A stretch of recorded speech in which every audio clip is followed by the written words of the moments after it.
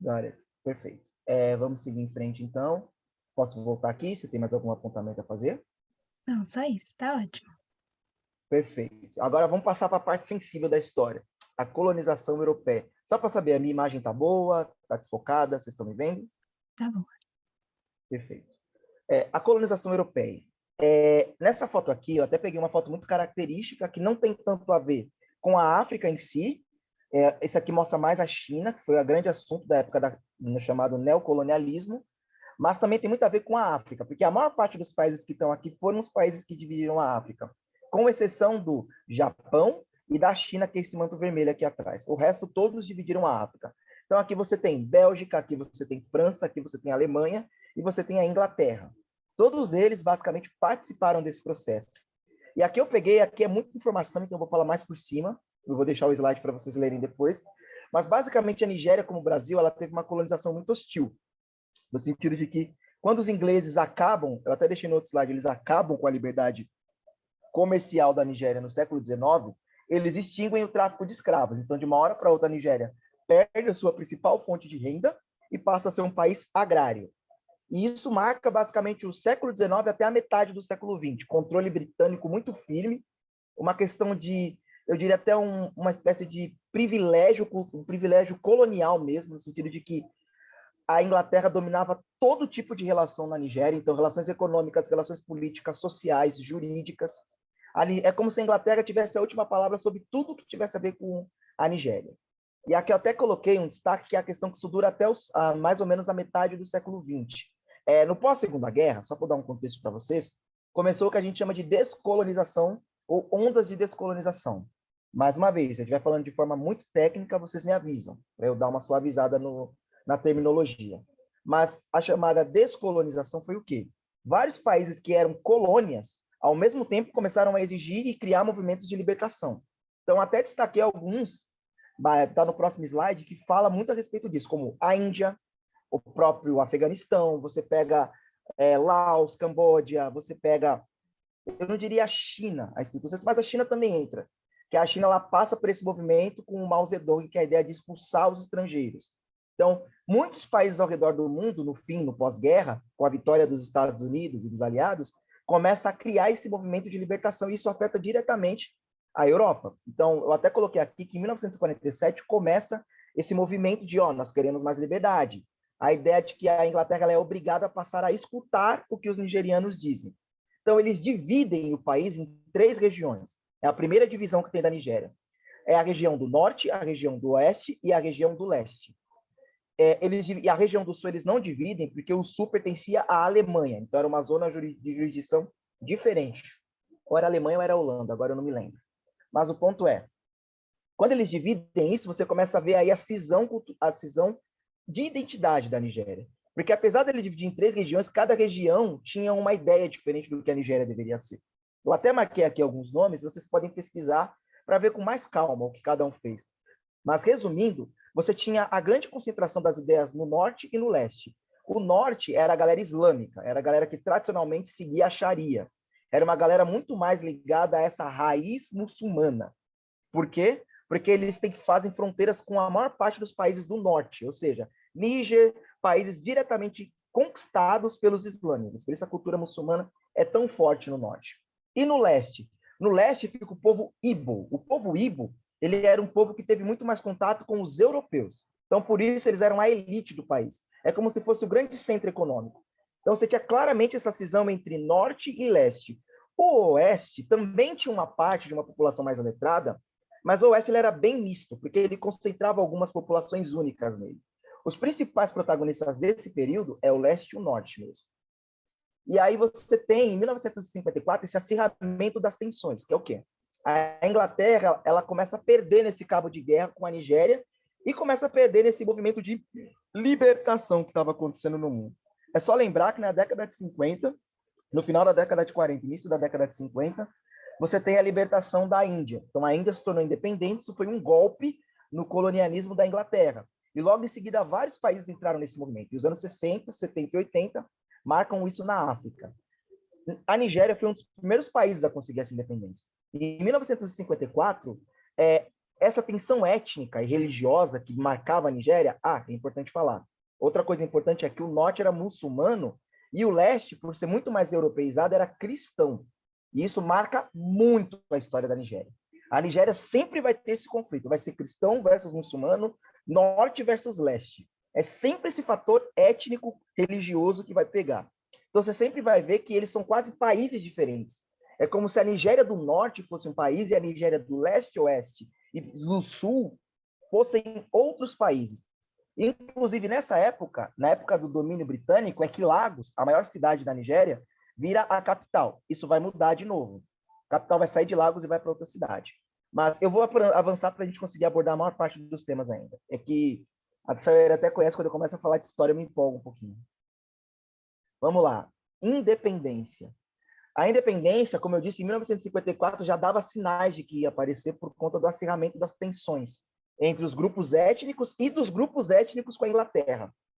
E aí, seguindo essa tendência que eu falei do pós-guerra, de que países estavam ganhando independência, Afeganistão, Vietnã, Coreia, Índia, estavam ganhando de novo a sua liberdade, a sua soberania, você começou a ter várias demandas que a Inglaterra não conseguia mais segurar, como o domínio da política doméstica. A Nigéria queria controlar como ela gastava o próprio dinheiro, domínio sobre a política externa, então ela queria controlar questões de guerra e paz, domínio sobre exportação, importação, dinheiro, investimento, ou seja, eles queriam criar uma identidade de país. Mesmo tendo todo esse conflito de norte versus leste, eles queriam tentar achar por eles esse caminho.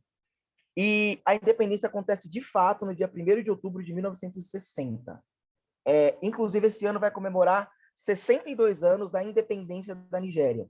Então, é até uma coisa para vocês ficarem ligados se vocês forem abordar povos ou pessoas da Nigéria. É uma data muito importante em qualquer país que foi colônia, esse ato de independência. Então, é até um ponto que eu destacaria aqui. Eu sei que o slide está bem simples, mas está completinho para vocês verem depois. Eu até destacaria esse ponto para quem fosse relacionar com os povos Hausa. E aí, qual era o principal desafio da Nigéria? O desafio de qualquer país africano. A gente ouviu muito na escola que a África, os países da África são países criados. E, em parte, isso é verdade. Porque um país, normalmente, como ele é formado? As pessoas que têm ideias iguais, culturas, religiões, fatores em comum, se unem e unificam um território e criam uma espécie de governo. Na Nigéria não foi muito assim. A Inglaterra criou mais ou menos esse país, distribuiu em 3 regiões e juntou povos muito diferentes. E isso criou um grande problema na Nigéria que dura até hoje, que é a questão de que eles não têm uma identidade nacional forte. Não existe um nigeriano. Existe uma pessoa de um povo, de uma tribo que pertence a uma região. Ser nigeriano é segundo plano, por exemplo, em ser Hausa, ou ser Ibo, um povo Ibo, um povo Yorubá. Primeiro você é Yorubá, depois você é nigeriano. Então, essa cultura prevalece muito nas relações sociais. Tanto que tem pessoas que se odeiam sem nunca ter tido contato, porque são de tribos diferentes. Na África tem muito disso. E a Nigéria, mesmo sendo um dos melhores países da África hoje, ainda carrega esse conflito. No Brasil a gente tem isso, mas é muito menos, é muito mais uma coisa regional. Do tipo, nordestino fala mal de paulista, paulista fala mal de nordestino, ninguém gosta de sulista e fica esse conflito. Mas lá é uma coisa muito mais forte que leva a guerras, inclusive, como a gente vai ver mais para frente. E falando dela, a maior guerra da história do país, a Guerra da Biafra, que a gente chama de guerra civil, mas para eles é muito mais que uma guerra civil. É quase como, sei lá, se eu tivesse que comparar, seria como a Guerra de Secessão, desculpa, gente, a Guerra de Secessão americana, ou aquela guerra civil americana que a gente tanto vê nos filmes. Literalmente. Aqui eu deixei o histórico para vocês na tela, completinho, mas eu vou resumir para a gente ganhar tempo. Basicamente, como eu disse, como é um país que tinha culturas muito diferentes, chegou um momento que o povo Ibo, ou o povo Ibós, como a gente conhece, do leste, dominou o governo e deu um golpe militar na democracia. A democracia mal tinha começado, era muito jovem, tinha 6 anos, e já teve um golpe de Estado. E aí o povo do norte, que é essa galera muçulmana, deu um contragolpe. E aí o que isso desencadeou? Antes de falar disso, eu vou destacar uma coisa. O norte, ele funcionava de um jeito meio diferente. Enquanto o povo do leste tentava criar um governo, eu diria, democrático, muito mais ligado à ideia de Ocidente, o norte estava muito preso à ideia de Oriente Médio mesmo. Se você olhar com calma, e até com desafio vocês que têm esse interesse de evangelizar, olharem com mais carinho, vocês vão ver que a maior parte dos países islâmicos, eles não são democracias.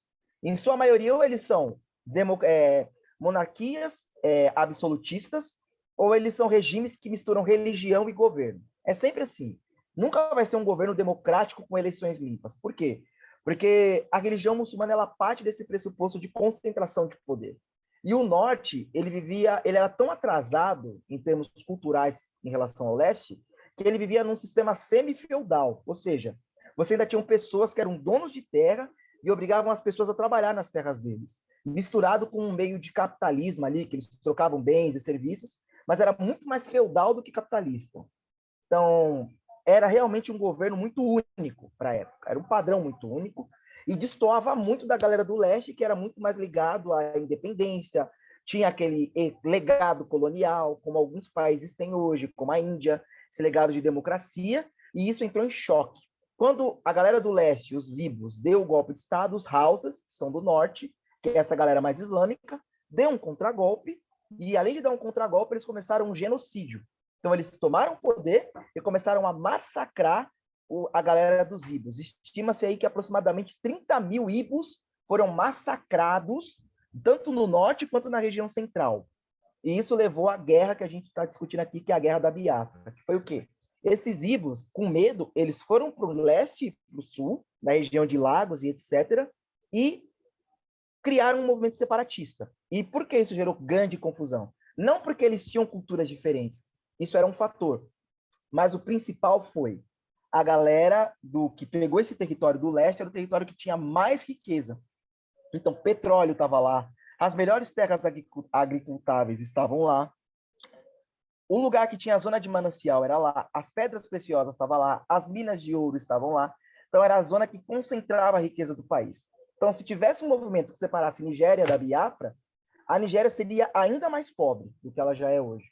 Seria um país realmente subdesenvolvido, seria como se fosse a nova Serra Leoa. Então, por conta disso, você teve uma guerra civil que durou 1 ano e terminou no final dela, essa guerra começou em 1967, como está aqui, e por conta dela, você teve aproximadamente 500 mil mortes de militares e 2 milhões de civis, aproximadamente, que morreram na região da Biafra. E tudo isso culminou numa ditadura militar. Só para vocês verem, a história deles parece muito, assim, em alguns aspectos, com a história do próprio Brasil. Sempre vai ter um governo repressor, uma ditadura que desce o cacete em todo mundo, põe as coisas em ordem e entra uma democracia. É mais ou menos a ordem moderna do Brasil. Só que lá isso acontece muitas vezes ao longo da história. E aí eu vou fazer aqui um resumo da linha do tempo, só para vocês terem uma noção.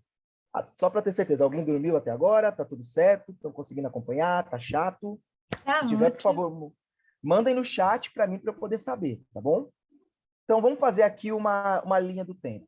O último reino da Nigéria a ter independência foi o Império de Sokoto, que eu disse para vocês que era escravagista.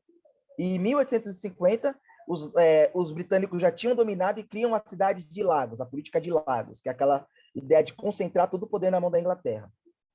Em 1861, os britânicos começam a manter esse contato com os britânicos, os nigerianos começam a ser colonizados pelos britânicos, começa a ter britânicos morando na Nigéria e tendo privilégios. Desse período de 1861 até 1960, você tem aí toda a dominação britânica e então acontece a independência. E aí, de 67 a 70, tem a Guerra Civil, você tem a criação da nova Constituição em 99, que eu vou abordar mais para frente, e em 2000 começa o movimento de separar, mais uma vez, o norte, que é islâmico, criando um movimento de separação do leste, das demais províncias. Por quê? Porque eles entendem que essas províncias são ocidentalizadas demais e, portanto, desobedecem à lei de Deus, que é a Sharia. Então, vamos avançar. Governo. Como eu disse, a Nigéria ela passou por todo esse processo, essa constituição do que é a Nigéria. E depois que você teve a independência, a guerra civil, você começa um período de redemocratização muito lento na Nigéria. Então, depois que você tem o fim da Guerra da Biafra, em 1979, você começa a ter a volta da democracia aos poucos. Aí eu até coloquei uns nomes aqui, que, por exemplo, Sani Abacha, que se tornou presidente, ele governou o país de 85 a 93, começando na ditadura e terminando na democracia. E ele se comprometeu a restaurar a ideia de democracia até os anos 90. Só que A Nigéria, como todos os países que um dia foram colônia, ou pelo menos a maioria deles, sofre com 3 problemas crônicos: criminalidade, questões de identidade e, sobretudo, corrupção. Tanto até que eu vou dar uma sugestão que eu nem pus aqui no slide, mas tem uma música que se chama This is Nigeria.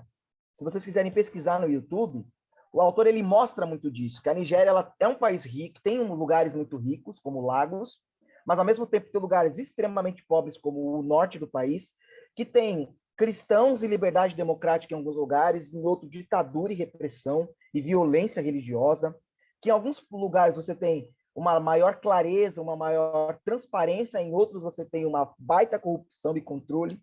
Então é um país que ele carrega muita contradição, assim como o Brasil. É claro que nós estamos bem mais pacificados do que eles. Acho que essa é a palavra. Nós somos muito mais pacificados do que eles.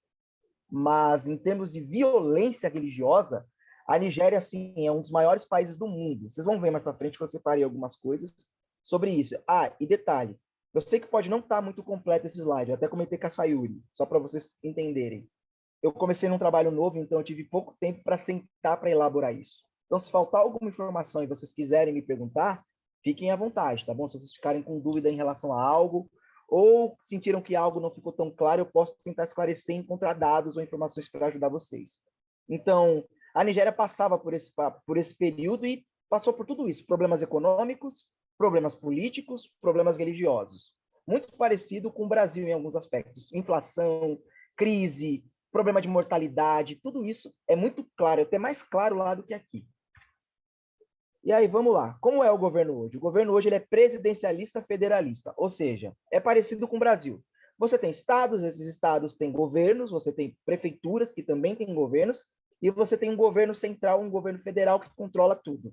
É presidencialista porque tem um presidente e tem eleições, ou seja, é um lugar que todos votam, as eleições de 4 em 4 anos. O sistema político é muito parecido com o brasileiro em alguns aspectos. O presidente ele governa tudo que tem a ver dentro e fora do país, então é uma figura que unifica tudo.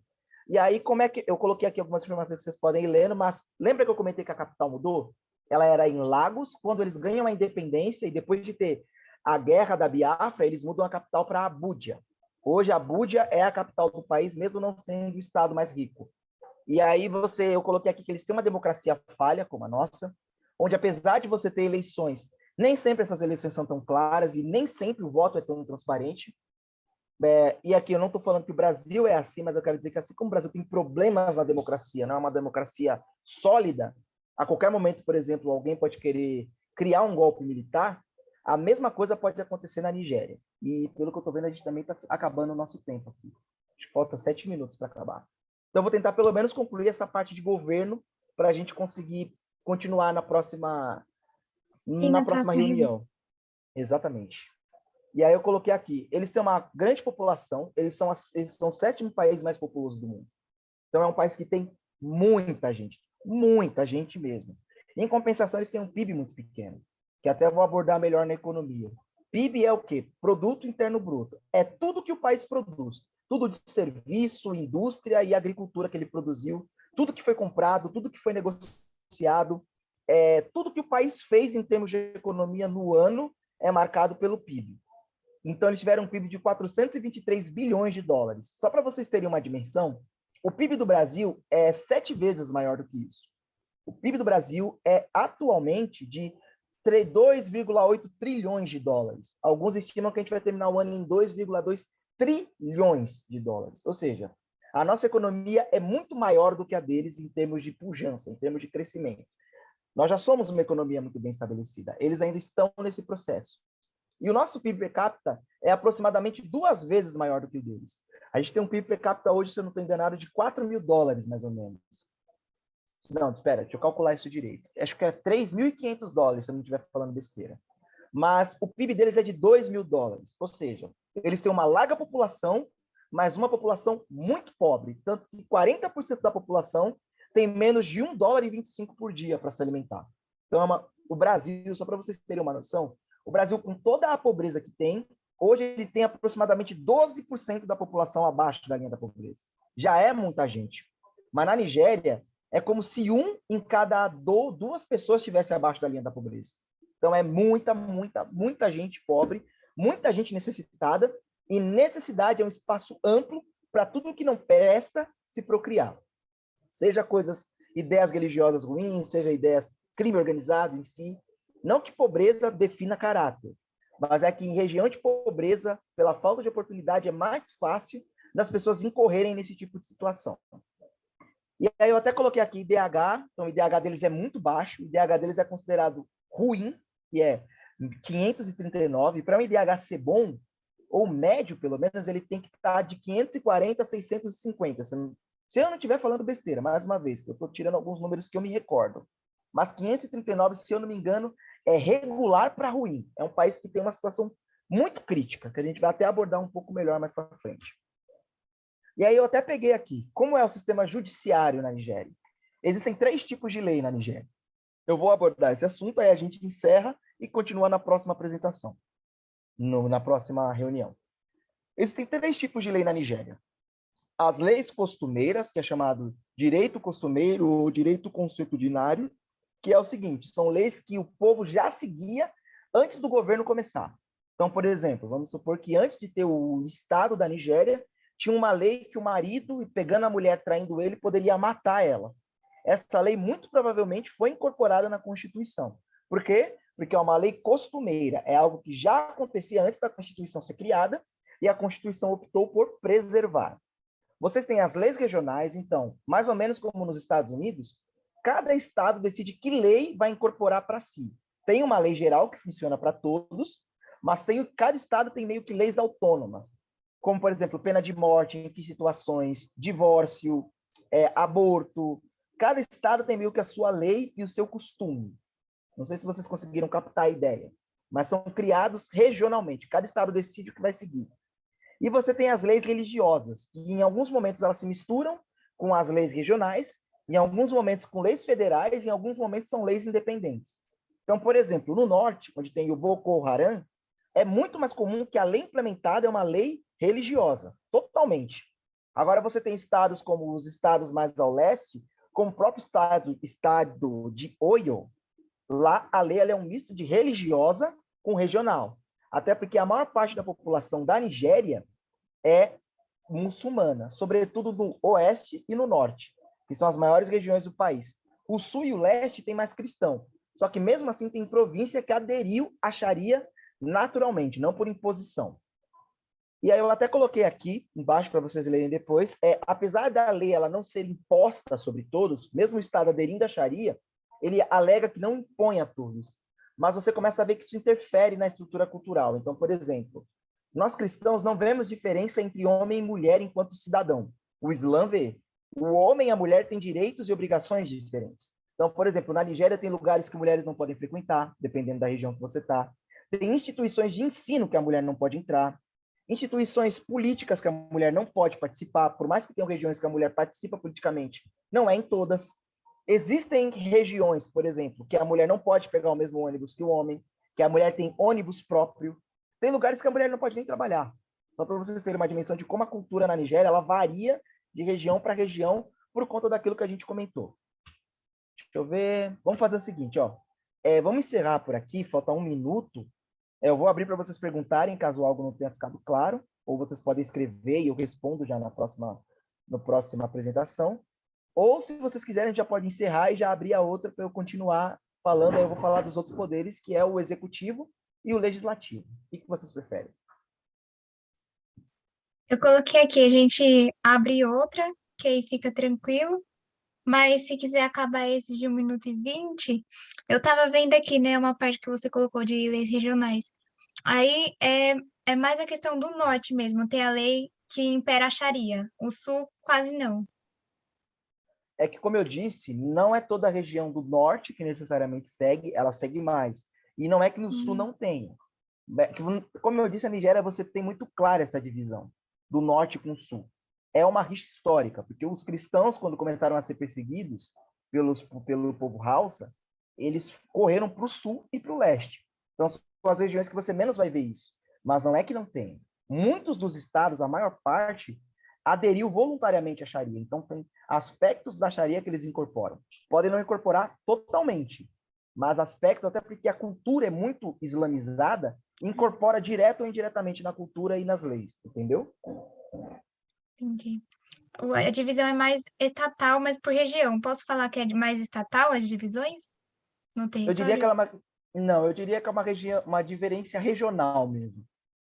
Mas é muito mais uma cultura do país, entende? É algo que é culturalmente aceito e isso acaba refletindo na política. A gente continua na próxima apresentação, tá bom? Sim.